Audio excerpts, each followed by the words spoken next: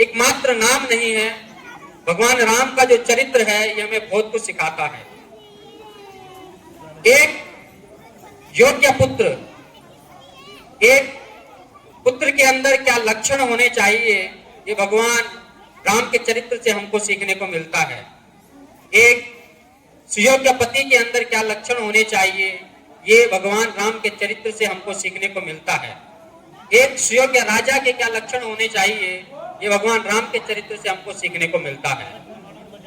भगवान राम के चरित्र से हमको सीखने को मिलता है कि मर्यादा क्या होती है, शायद इसीलिए उनको मर्यादा पुरुषोत्तम भी कहा जाता है।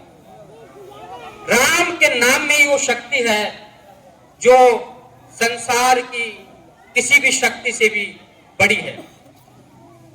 एक छोटी सी घटना मैं आप लोगों को बताता हूं।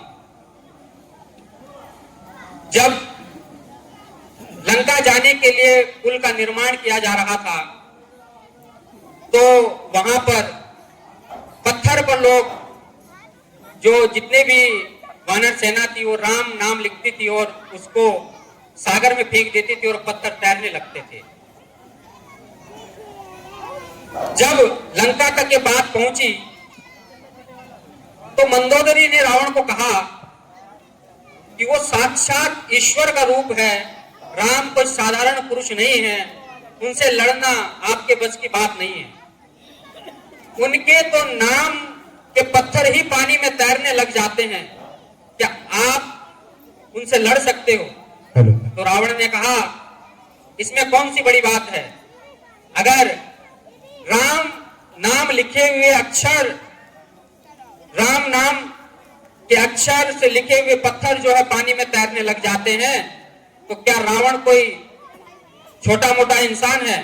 अगर राम के नाम से पत्थर पानी में तैरने लग जाते हैं तो फिर रावण के नाम से भी पत्थर पानी में तैरेंगे।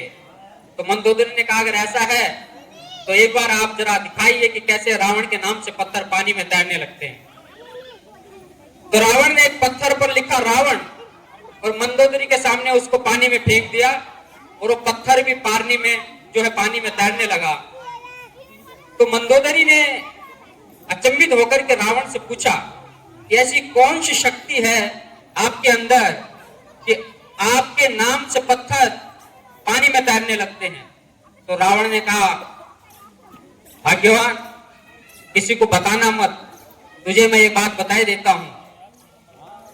वास्तव में हुआ क्या कि मैंने भले ही पत्थर पर रावण का नाम लिखा, लेकिन चुपके से मैंने उस पत्थर को बोला कि तुझे राम की सौगंध है अगर तू पानी में ना तैरा तो राम के नाम में वो शक्ति है, राम के काम में वो शक्ति है जो दुनिया की किसी भी शक्ति से बड़ी है। एक घटना आपको बताता हूं। एक बुढ़िया थी और वो जो बुढ़िया थी, उस बुढ़िया को ये लगता था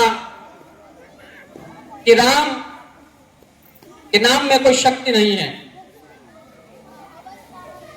लेकिन किसी ने उस बुढ़िया को एक बार राम के नाम की महिमा बताई, तो तब से वो बुढ़िया राम राम राम रटने लगी और वो राम की भक्ति में इतनी डूब गई कि राम के सिवा उस बुढ़िया को कुछ दिखता नहीं था। पड़ोस में एक व्यक्ति रहता था, उसे राम के नाम से बहुत चिढ़ थी, वो बहुत चिढ़ता था राम के नाम से। वो सोचता था कि एक बार इस बुढ़िया को जरूर सबक सिखाऊंगा। तो एक बार बुढ़िया के घर में कोई ऐसी विपदा आन पड़ी कि बुढ़िया बहुत परेशान हो गई, खाने के लाले पड़ गए, खाने को 2 वक्त की रोटी भी नहीं थी। अब जब बुढ़िया के घर में खाने को 2 वक्त की रोटी भी नहीं थी, तो उस व्यक्ति ने सोचा कि यह सही समय है इस बुढ़िया को सबक सिखाने का। अपने 2-4 आदमी भेजे और कहा कि जाकर के उस बुढ़िया के घर में राशन भेज दो, और अगर वो बुढ़िया पूछे कि राशन किसने भेजा है तो उस बुढ़िया को बता देना कि शैतान ने भेजा है। अब वो लोग राशन लेकर के बुढ़िया के घर पे पहुंचे। बुढ़िया ने वो राशन ग्रहण किया, उसको स्वीकार किया और हाथ जोड़ करके ऊपर की तरफ देखते हुए कहा कि राम धन्य है तेरी महिमा। तो उन लोगों ने पूछा, अरे माता पूछोगी नहीं कि किसने भेजा है? तो बुढ़िया ने कहा कि पूछने की क्या जरूरत है, जब मेरे राम की आज्ञा होती है तो शैतानों को भी उनके आदेश का पालन करना पड़ता है। तो राम के नाम में वो महिमा है कि शैतानों को भी उनके आदेश का पालन करना पड़ता है। और कुछ प्रश्नों के साथ मैं आप लोगों को यहाँ पर छोड़े जाता हूँ। कौन है राम? क्या है राम का चरित्र? क्या है राम का व्यक्तित्व? कि सहली सारी यातना पर कर्तव्य सरोपरि रखा, त्यागशील संकल्प को जिस तरह जीवित रखा, बोलो कहां तक टिक सकोगे यदि राम सा संघर्ष हो तो। कल मुकुट जिस पर साजना था, अब सब कुछ उसे त्यागना था, निर्णयों के द्वंद से एक बालपन का सामना था, आदेश भी था मानना, वचन भी था थामना, अब सोचो इस तरह स्वयं को, क्या धर्म पर तुम रख सकोगे? बोलो कहां तक टिक सकोगे यदि राम सा संघर्ष हो तो। प्रज्ञा तो बस राम की थी, दुनिया उसे जप रही थी, वचन ही था तोड़ देता, धर्म ही था छोड़ देता, पर पीढ़ियां क्या सीख लेगी, राम की चिंता यही थी। वो छिन रहा एक क्षण में सब कुछ, सोचो एक क्षण क्या करोगे, बोलो कहां तक टिक सकोगे यदि राम सा संघर्ष हो तो। केवट न जाने क्या किया था, सौभाग्य जो उसको मिला था, राम ही से तारने को राम ही से लड़ गया था। कुलवंश उसके तर रहे थे, सब राम अर्पण कर रहे थे, वो जब सब कुछ बिखरा हुआ, तुम सहज कब तक रह सकोगे, बोलो कहां तक टिक सकोगे यदि राम सा संघर्ष हो तो। है याद वो घटना तुम्हें जब राम थे वनवास में, सिया थी हर ली गई, था कौन उसके पास में, कुटी जब सुनी पड़ी थी, दो भाई और विकता बड़ी थी, सोचो ऐसे मोड़ पर तुम धैर्य कब तक रख सकोगे, बोलो कहां तक टिक सकोगे यदि राम सा संघर्ष हो तो।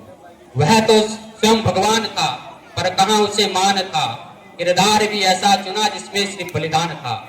मर्यादा के प्राण थे, रघुवंश के अभिमान थे, श्री राम के अध्याय से एक पृष्ठ हासिल कर सकोगे, बोलो कहां तक टिक सकोगे यदि राम सा संघर्ष हो तो। कथा इतनी ही नहीं है, व्यथा इतनी ही नहीं है, कुछ शब्द उनको पूर्ण कर दे, राम वो गाथा नहीं है। खुद तपे संघर्ष में तब हुए उत्कर्ष में, श्री राम के अध्याय से एक पृष्ठ हासिल कर सकोगे, क्या तुम भी ऐसी प्रेरणा कभी पीढ़ियों के बन सकोगे, बोलो कहां तक टिक सकोगे यदि राम सा संघर्ष हो तो। बोलो कहां तक टिक सकोगे यदि राम सा संघर्ष हो तो। इन प्रश्नों के साथ मैं आप सभी लोगों को छोड़े जाता हूं।